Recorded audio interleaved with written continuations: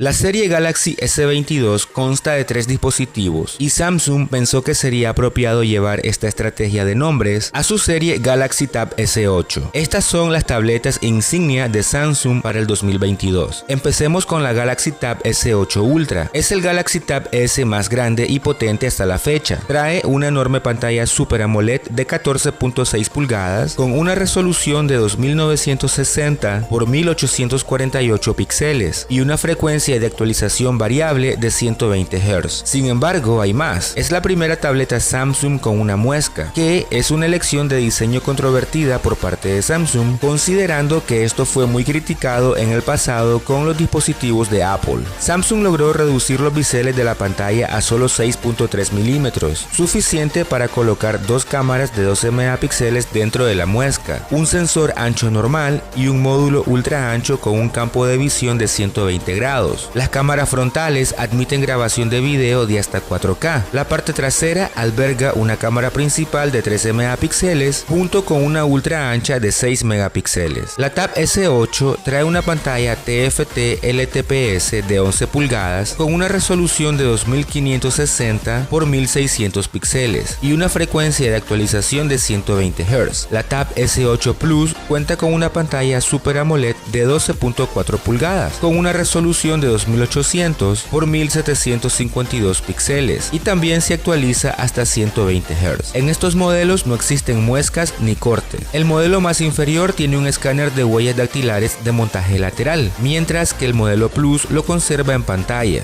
Ambas tabletas cuentan con cámaras para selfies ultra ancha de 12 megapíxeles y cámaras principales de 13 megapíxeles y ultra ancha trasera de 6 megapíxeles. La salida de sonido está cubierta por la configuración de 4 altavoces con la colaboración de AKG y también incluyen lápices ópticos S Pen como en la Tab S8 Ultra. Puedes elegir entre 8 GB y 12 GB de RAM y 256 GB o 512 GB de almacenamiento que se puede expandir a través de micro SD. Ambas tabletas tienen One UI 4.1 sobre Android 12. La Tab S8 tiene una batería de 8000 mAh, mientras que el modelo Plus tiene una celda de 1090 mAh.